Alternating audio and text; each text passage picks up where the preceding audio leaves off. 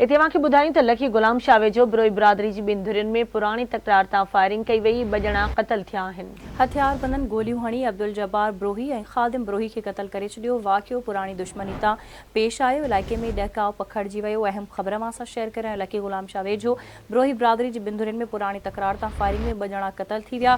हथियार बंदनि गोलियूं हणी अब्दुल जब्बार ब्रोही ऐं ख़ादिम ब्रोही खे क़तल करे छॾियो। वाक़ियो पुराणी दुश्मनी तां पेश आयो। इलाइक़े में डहकाव पखिड़िजी वियो आहे। ब्रेकिंग न्यूज़ अवां सां शेयर कयूं पिया। लखी गुलाम शाह वेझो ब्रोई बिरादरी जी ॿिनि धुरियुनि में पुराणी तकरार तां फायरिंग कई वई आहे। फायरिंग में 2 ॼणा क़तल थी विया। हथियार बंदनि गोलियूं हणी अब्दुल जब्बार ब्रोही ऐं ख़ादिम ब्रोही खे क़तल करे छॾियो। वाक़ियो पुराणी दुश्मनी तां पेश आयो आहे। इलाइक़े में डहकाव पखिड़िजी वियो आहे। तफ़सील मालूम कंदासीं। आवाज़ न्यूज़ रिपोर्टर हिदायतुल्लाह महर खान। जी हिदायतुल्लाह, छा तफ़सील आहिनि? आगाह कजो।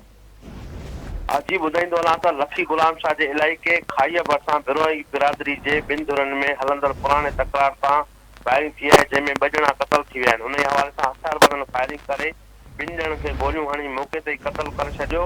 क़तल थी वियलनि जी सुञाणप अब्दुल जब्बार बिरोही ऐं ख़ादिम हुसैन बिरोही तौरु कई वई आहे। लाश ज़रूरी कार्रवाई लाइ लखी गुलाम शाह इस्पताल मुंतक़िल कया विया आहिनि।